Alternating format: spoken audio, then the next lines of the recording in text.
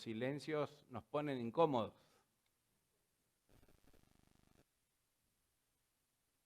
Nadie está preparado para silencios. Estamos en un mundo tan metido en tanto ruido que los silencios nos molestan, nos ponen incómodos. Como por ejemplo cuando se va a anunciar, dice, y el ganador es... Y se hace un tiempo, se hace un silencio. Allí genera cierta expectativa, uno tiene las posibilidades, las oportunidades, seré yo o no. Y en ese instante, en ese silencio, nuestra mente vuela a 1000. Por eso muchas veces uno no puede soportar el silencio porque se da cuenta de que no lo puede controlar. Pero también hay otros silencios que no generan tanta expectativa de oportunidades, sino que muchas veces causan muchísimo temor. Por ejemplo, cuando uno pregunta, ¿y doctor, qué tengo? Y se hace silencio. El silencio se hace interminable. No importa cuánto dure, pero se hace interminable. Más si vemos que el doctor no habla y va revisando las hojas de los resultados del examen que se había hecho. Y mueve la cabeza y no habla, no dice nada. Pero nosotros podemos leer los gestos, la cara, los movimientos. Y el doctor vuelve a la primera hoja y levanta la mirada. Nadie está preparado para esos silencios. No nos gustan los silencios, nos incomodan los silencios. ¿Participó alguna vez en un minuto de silencio? Si se habrá dado cuenta, ese minuto de silencio no dura un minuto, cada vez lo hacen más corto porque la gente se pone incómoda. No nos gustan los silencios, al ser humano no nos gustan los silencios. Y si así nos ponemos, cuando esto dura un minuto o menos de un minuto, procure imaginarse lo siguiente: 400 años de silencio. No nos entra en la cabeza, no nos entra. Si un minuto nos pone incómodo, ¿cómo estaríamos con 400 años de silencio? Esto es lo que ha ocurrido entre el Antiguo Testamento y el Nuevo Testamento. Hay 400 años de lo que llamamos el silencio de Dios, donde Dios no envió profeta a su pueblo, donde Dios no envió profeta a su tierra. Y en ese tiempo de silencio, como nosotros nos ponemos incómodos cuando tenemos un tiempo de silencio, me imagino que el pueblo también, y se levantaron distintos caudillos tratando de ver cómo hacemos lo que Dios no está haciendo. Evidentemente, a Dios los tiempos no le preocupan. No es un problema para Él. Sabe que nosotros nos desesperamos con el tiempo y por eso constantemente nos enseña a esperar en Él. 400 años de silencio y la primer palabra que va a salir del cielo para un ser humano es la siguiente: no tengas miedo. Tu oración ha sido escuchada. Esta es la palabra que el ángel le dice de parte de Dios a Zacarías, el sacerdote, el primero que nos empieza a contar la historia del Evangelio según San Lucas. Así que abra su Biblia, por favor, allí, Evangelio según San Lucas. Nos hemos dedicado 2 domingos anteriores a solamente mirar los primeros 4 versículos, que es como una pequeña introducción o un prefacio de un libro, es una explicación que el autor Lucas hace al que le está enviando este tratado. Si usted no pudo venir estos domingos, paso muy rapidito lo que estos 4 versículos nos están diciendo. Nos cuentan muy, muy detalladamente que Lucas hace una investigación muy cuidadosa de todos los hechos. Yo no sé en qué clase estarán las mujeres en la escuela dominical. La de hoy, la de los hombres, que estamos en el 3 del nuevo librito. ¿En qué número están ustedes? En el 5. Las mujeres van más avanzadas, sí. Pero no sé si aprenden tanto como nosotros. Pero bueno, eso lo vamos a comprobar. Nosotros estamos recién en el 3. Ustedes saben que los hombres somos lentos. Y si no hay una mujer que marque el paso, más lentos todavía somos. Así que no nos apuren. Pero estábamos en la 3. Y tenía que ver justamente con esto de la búsqueda de la verdad, de saber la verdad, y que la verdad nos hará libre, haciendo énfasis en el Evangelio según San Juan. Pero yo le veía todo lo que solamente estos 4 versículos que Lucas está diciendo, estaba concentrado todo lo que Dios quiere para nosotros. En solamente 4 versículos que a veces ni le prestamos atención porque pensamos que es un escrito rápido porque son 4 versículos, que todavía no nos empieza a contar la historia, solamente 4 versículos que avisan qué es lo que va a hacer, nada más. Una investigación cuidadosa de todos los hechos que son ciertísimos de entre nosotros. ¿Para qué? Para que aquel que recibe la carta, este excelentísimo Teófilo, a mí me gusta creer y me gusta pensar que este Teófilo se refiere a toda una nueva generación de creyentes, a los nuevos creyentes, que nos incluyen a nosotros hasta aún el día de hoy. Aquel nuevo creyente que ha sido enseñado y que quiere comprobar, corroborar que esas enseñanzas son ciertas, son verdaderas. Para eso escribe Lucas. Lucas dice, quiero que tengas la certeza de lo que se te ha enseñado, para que sepas la veracidad de todos los hechos. Nosotros lo sabemos, lo hemos estudiado, pero yo lo he investigado. La fe, nuestra fe, tu fe y mi fe no están basadas en historias, no están basadas en fantasías, en cuentos inventados, como hoy se quiere decir acerca del cristianismo.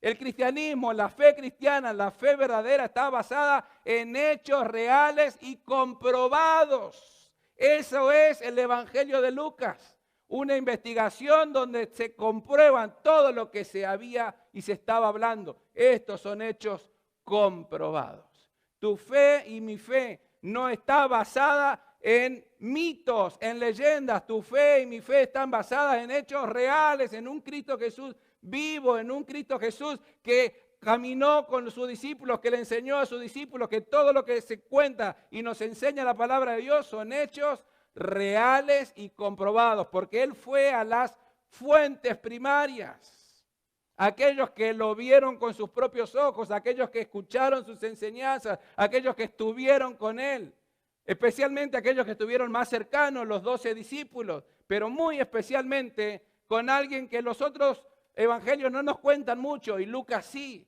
los detalles que María da aún de aquel que llevó en su vientre. Mujer privilegiada como ella no hay ninguna en la historia de la humanidad. Dios puso su mirada sobre ella. Y hay historias que son relatos que ella nos cuenta. Por eso es tan importante poder leer y observar este evangelio de Lucas. Por supuesto, entender qué es lo que Dios quiere para nosotros hoy. Porque de nada valdría saber historia y saber lo que pasó si esto no trae algo para nosotros hoy. ¿Cómo vivo yo hoy al salir de aquí, de estas puertas? ¿Cómo vivo? ¿Cómo enfrento la vida? La historia no me ayuda a eso. Ahora, si nos metemos a leer la Biblia, a estudiar la palabra de Dios, como aquel que busca un tesoro, como aquel que busca una mina, como aquel que está interesado en encontrar lo que Dios tiene, le puedo asegurar, porque la palabra de Dios dice, el que busca, encuentra. Ahora, el que no busca, quédese tranquilo, no lo va a encontrar. La fe no llega por magia, no llega como algo caído. La fe nace de buscar los hechos reales de un Dios vivo y que sigue estando con nosotros todos los días, y que esto es lo que nos confirma la palabra de Dios. Por eso Lucas dice, quiero que tengas la certeza de todo lo que se te ha enseñado. ¿En qué está basada tu fe?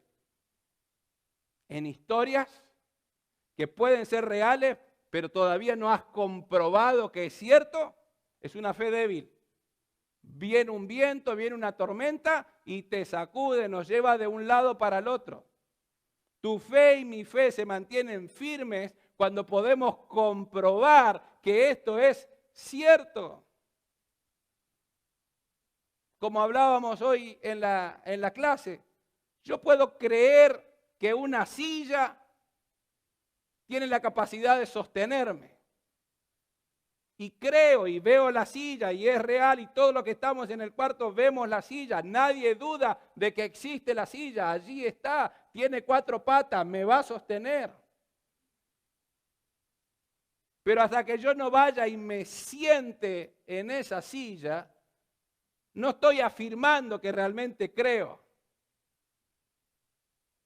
Y nos encontramos en la historia del cristianismo con muchos creyentes que dicen creer, pero todavía no se han sentado en el Señor.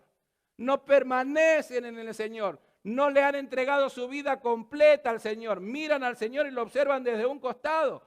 Creen en Él, como la misma Biblia dice. Hasta los demonios creen. ¿Es bueno creer? Por supuesto. Por ahí empezamos. Pero el creer que la Biblia nos invita es al creer y permanecer, creer y vivir de acuerdo a la palabra de Dios. Si creo en Jesús, me pongo en sus manos y en Él estoy confiado y en Él estoy seguro. Ahora, cuando la gente está buscando y esperando de Dios, Dios tiene estas cosas también que no alcanzamos a entender y comprender. 400 años de silencio. ¿Se lo imagina? La gente tratando de buscar, de encontrar qué tiene Dios, qué quiere Dios. A buscar e investigar más aquellos que se dedicaban a lo que decían las Escrituras. Y otros, ya, Dios nos ha abandonado, Dios no sabe. Cada uno agarra para su lado cuando las cosas no van como uno cree que tendrían que ir. Y así estaba el pueblo de Israel. Y así estamos nosotros el mismo día de hoy, cuando pareciera que Dios no me está hablando a mí y no me escucha mis oraciones y mi clamor. Por eso Lucas comienza a contar su evangelio, esta verdad ciertísima, con la historia de una pareja. Lucas nos va a contar en todo su evangelio, empieza en el templo la historia, en el templo de Jerusalén, después de 400 años de silencio, empieza en el templo y va a terminar el evangelio otra vez en el templo. Va a ser muy notable el ver cómo empieza y cómo termina. Habíamos dicho que los 2 primeros capítulos de Lucas hace como un paralelismo, como una comparación entre Juan el Bautista y Jesús. Y si ustedes van viendo, nos va contando partes y partes. No nos cuenta toda la historia de Juan el Bautista y después toda la historia de Jesús. Va como mechando, diríamos, ¿no? Va metiendo una cosa y después otra. El anuncio del ángel del nacimiento de Juan, el anuncio del ángel del nacimiento de Jesús, el nacimiento y el cántico de alegría en el caso de Juan el Bautista y el nacimiento y el canto de alegría también en el nacimiento de Jesús. O sea, hay toda una comparación que está muy buena y muy interesante. Pero hoy nos vamos a dedicar a mirar solamente este anuncio.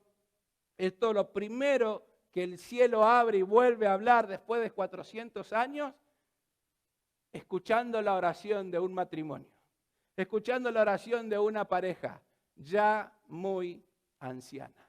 Versículo 5, Lucas capítulo 1, versículo 5. Así empieza a contar Lucas su evangelio. En los días de Herodes, ya nos ubican el tiempo. Otra vez, no son historias inventadas, científicamente, históricamente se puede comprobar cuáles fueron los tiempos en que Herodes fue rey de Judea. En los días de Herodes, rey de Judea, había un sacerdote llamado Zacarías de la clase de Abías, cuya esposa Elizabeth era descendiente de Aarón también. O sea, los dos eran de la casta religiosa y de la casta sacerdotal. Versículo 6. Ambos, y fíjense los detalles. Si quisiera encontrar características de vida cristiana, aquí encontramos las características de ambos, de Zacarías y de Elizabeth. Ambos eran íntegros delante de Dios y obedecían de manera irreprensible todos los mandamientos y ordenanzas del Señor. Versículo 7. Pero, siempre hay un pero en la vida. Pero no tenían hijos. Porque Elizabeth era estéril y los dos eran muy ancianos. ¿Se dio cuenta de las características de esta pareja, aunque hubieron 400 años de silencio de Dios? ¿Para qué vamos a seguir cumpliendo las cosas si Dios se ha olvidado de nosotros? Muchos dijeron eso. ¿No ves cómo vive el resto? Pero Zacarías y Elizabeth se mantenían íntegros. Esta era la reputación que Dios tiene de ellos y esta es la reputación que la gente veía en ellos. Así lo trataban, así lo veían. Este es un matrimonio íntegro, es un matrimonio que cumple y obedece de manera irreprensible. Dice, no hay manera, son intachables. No es que, bueno, de vez en cuando, bueno, la descripción bíblica es intachables. Qué lindas características, ¿no? Y a veces creemos que una persona así o un creyente así no tiene problemas, no tiene por qué tener problemas si obedece todos los mandamientos de una manera intachable. Si los dos se mantienen íntegros delante de Dios y delante de la comunidad en donde vive, ¿cómo van a enfrentar problemas?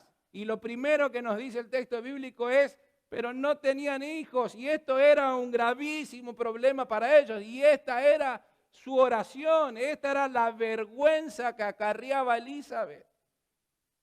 En aquel momento aquella mujer que no tenía hijos era un castigo, era una maldición de Dios por algo que había hecho. Esa era la creencia que tenían.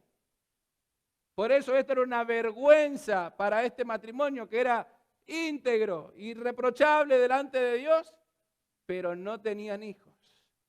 Y dice, ella era estéril y los dos estaban viejitos. Así que las razones por las cuales no tuvieron hijos era porque ella era estéril. Uno diría, por culpa de ella.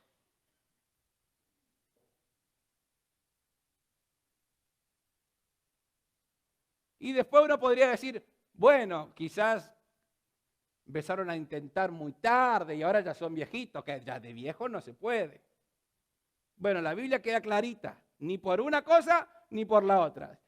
No tuvieron hijos porque ella era estéril y porque los dos ya estaban en edad avanzada. Hay una similitud muy notable con la historia con la que comienza el pueblo de Israel. Abraham y Sara tienen exactamente las mismas características. Sara es estéril y los dos están en edad ya muy avanzada. Lucas nos está diciendo aquí, después de 400 años de silencio, Dios está preparándose para hacer algo nuevo otra vez. Así como comenzó algo nuevo en Abraham, cuando le pide que salga de la tierra de la parentela, yo te daré una descendencia. ¿Y cómo va a haber una descendencia si ya soy viejito y Sara también es vieja y encima es estéril? Y Dios hace algo nuevo como solo Él lo sabe y lo puede hacer, y Dios cumple con cada una de sus promesas. Lo mismo está sucediendo aquí. Así comienza Lucas a contarnos el Evangelio. Está este matrimonio, está esta pareja estéril, ya de edad avanzada, no tienen hijos, aunque se mantienen fieles al Señor.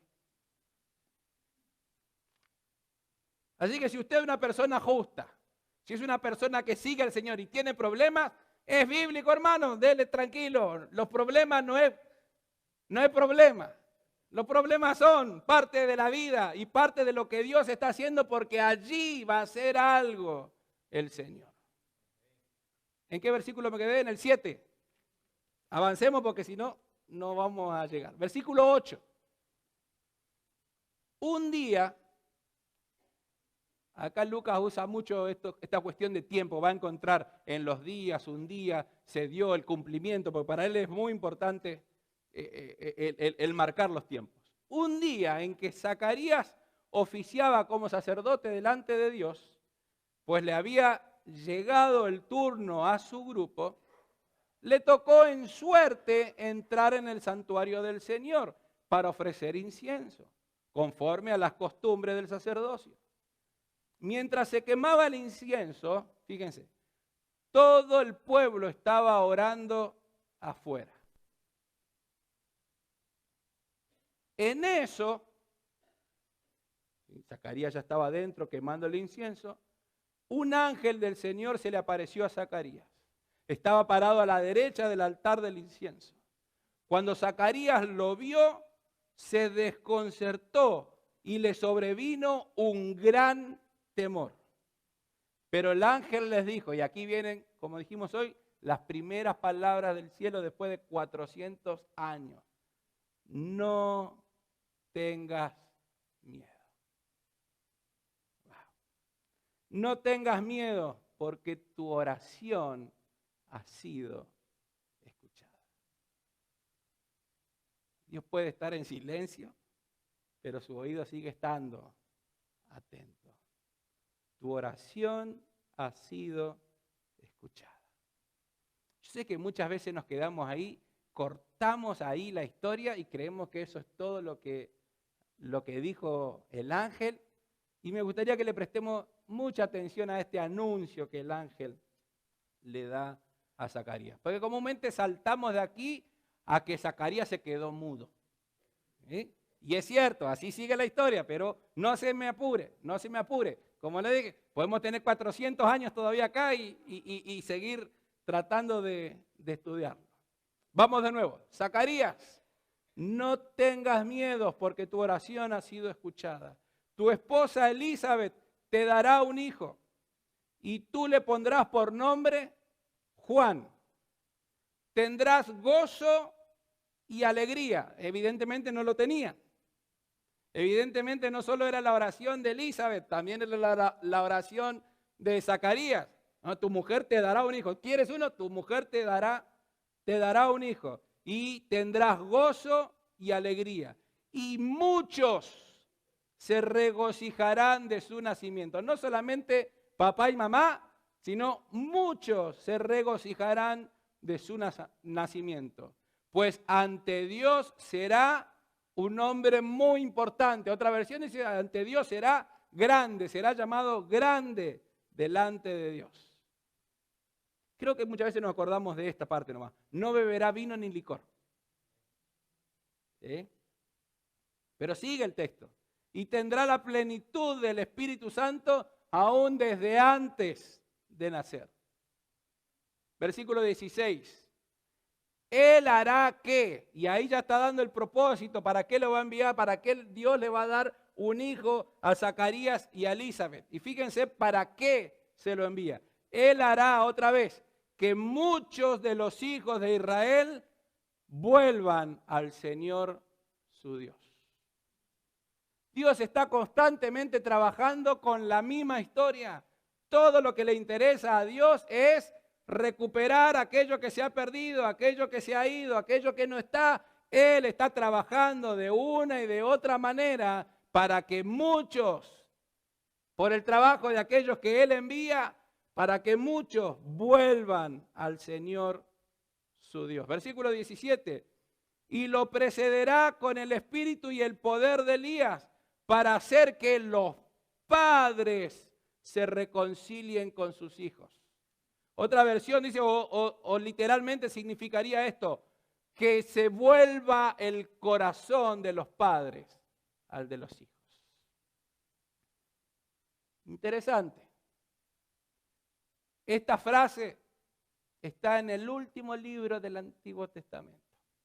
Si usted va para atrás y busca en Malaquías capítulo 4, si no me estoy equivocando, versículos 6 y 8, está esto que Dios va a hacer. Es una promesa lo que Dios va a hacer.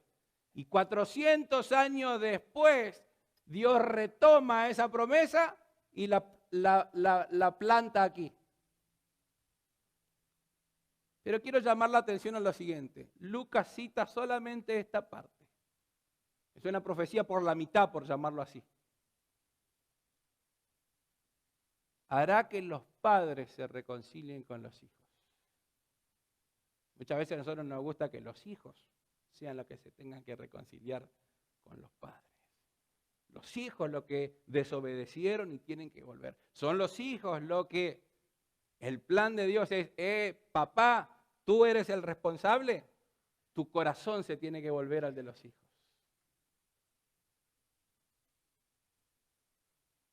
Él hará que muchos de los hijos de Israel se vuelvan al Señor su Dios. Él hará que el corazón de los padres se vuelva al de sus hijos, para llevar a los desobedientes a obedecer y obtener la sabiduría de Dios. Otra versión dice la prudencia de Dios. Cuando uno se vuelve a Dios, se vuelve prudente. Hace cosas sensatas. Uno fuera de Dios hace cada disparate y cree que está bien.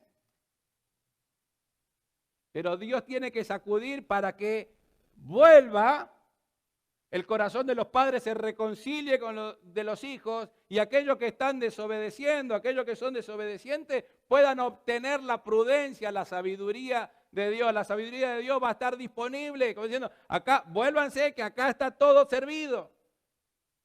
Pero se necesita volver al Señor, que el corazón de los padres se vuelva al de los hijos, y entonces los desobedientes van a poder obtener esta sabiduría que los justos tienen. Ahora, si se acuerdan, los justos, Zacarías y Elizabeth, también tenían problemas. Porque algunos siguen pensando que cuando tengo esto se me acaban los problemas. No, tengo la prudencia para cómo enfrentar los problemas y las dificultades de la vida. Versículo 18. Zacarías le preguntó al ángel, ¿y cómo voy a saber que esto será así? Yo estoy ya, era consciente, ¿no? Yo estoy ya muy viejo. Y fíjense qué delicadeza. Y mi esposa es de edad avanzada. Es lo mismo, es vieja igual, ¿no? Pero suena más lindo, de edad avanzada. El ángel le respondió, yo soy Gabriel y estoy en presencia de Dios. He sido enviado a hablar contigo para comunicarte estas buenas noticias. Pero como no has creído mis palabras, las cuales se cumplirán en su debido tiempo, ahora vas a quedarte mudo y no podrás hablar hasta el día que esto suceda.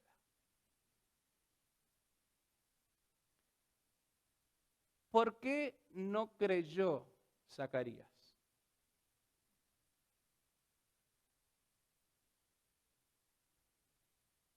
Dejo el silencio que nos incomoda, ¿no? ¿Por qué no creyó Zacarías? Siendo un hombre íntegro delante de Dios que obedecía absolutamente todo, ¿por qué no creyó? ¿Qué es lo que lo llevó a no creer?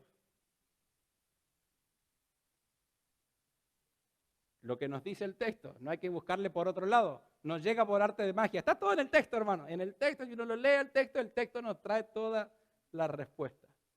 Yo estoy muy viejo. Y ella también. Cuando mira la circunstancia en la que está, la propia realidad en la que está, y no estaba equivocado, tenía razón en lo que estaba diciendo. Pero el cielo lee su corazón que no está creyendo en las palabras de Dios. ¿Por qué? Porque su mirada está puesta en sus problemas, en sus dificultades, que son reales. No pienses en eso, sé positivo y no la tengas en cuenta. No está diciendo eso. Es cierto, porque el mismo Lucas ya ¿cómo se dice? Se cercioró de que esto quede claro. Ellos eran de edad avanzada y ella era estéril. Y ahora él tiene esta realidad. Los dos somos viejos. ¿Cómo va a ser esto?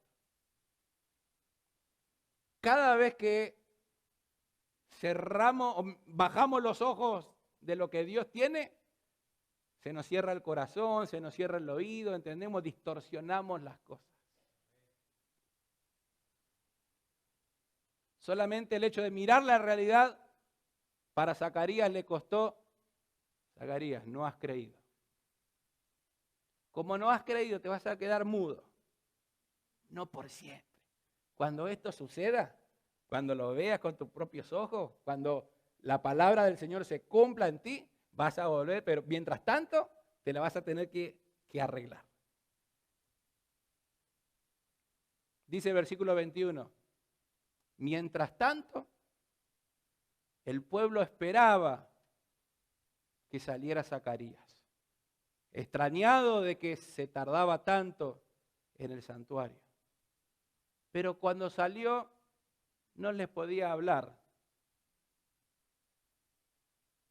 Interesante, ¿no? Que están todos esperando ahí para que les cuente lo que pasó y no. A veces Dios también nos cierra la boca para no hablar cosas. Ellos estaban orando y querían saber qué pasa con Dios, pero notable que Dios no le habló a ellos, le habló a Zacarías y le cerró la boca para que por un tiempo mantenga la boca cerrada. No les pudo contar, entonces le hablaba, enseña, se trataba de comunicar y yo no sé cómo habrá hecho, pero a la derecha,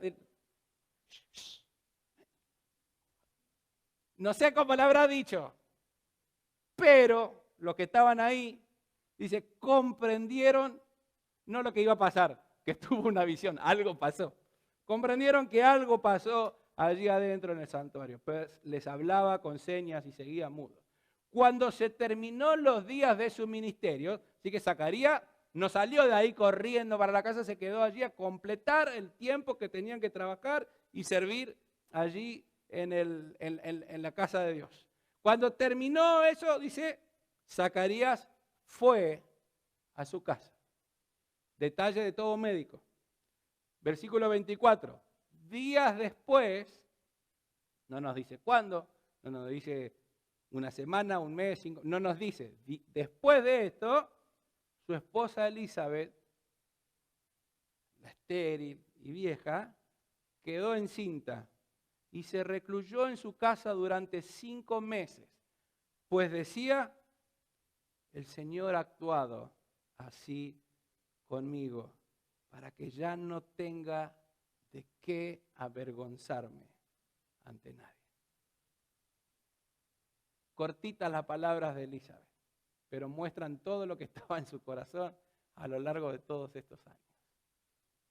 Se sentía avergonzada delante de la gente. Seguramente llegaban otras con hijos, mostrando, y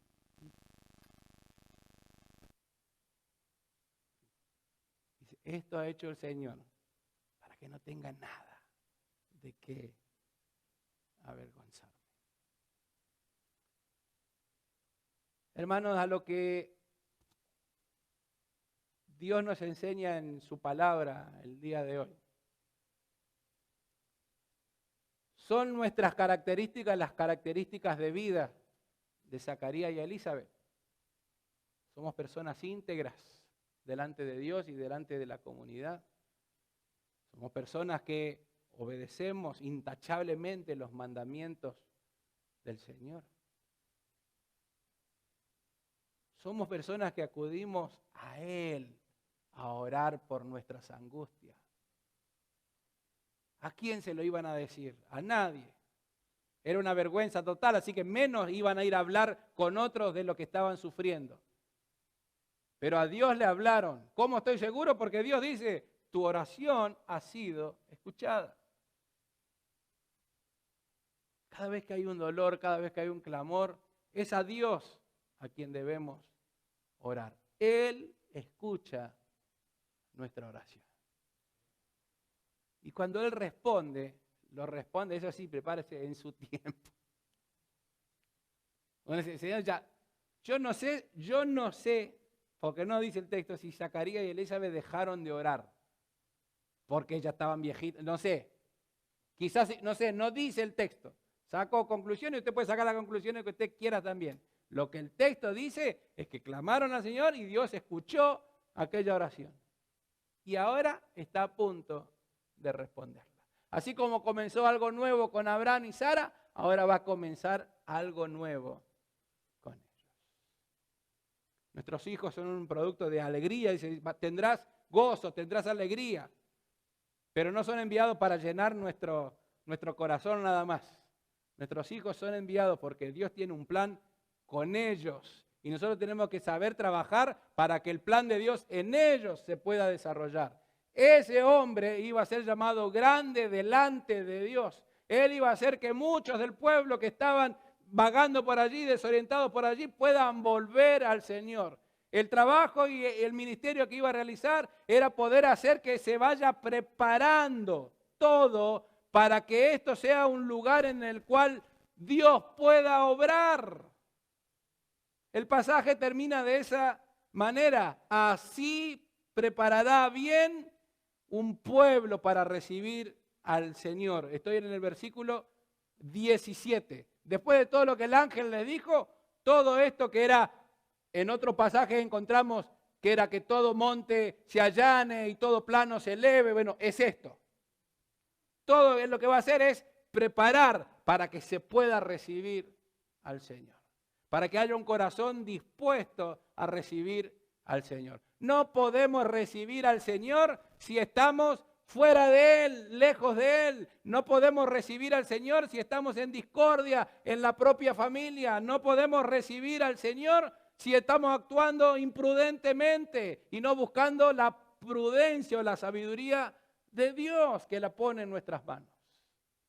Eso es lo que Dios quiere hacer primero y cuando eso está y se prepara para eso, entonces viene lo que Dios tiene prometido. Fabuloso lo que nos dice de Juan el Bautista, pero viene uno mucho más poderoso. Así que no se pierda el próximo domingo que vamos a seguir leyendo este Evangelio según San Lucas.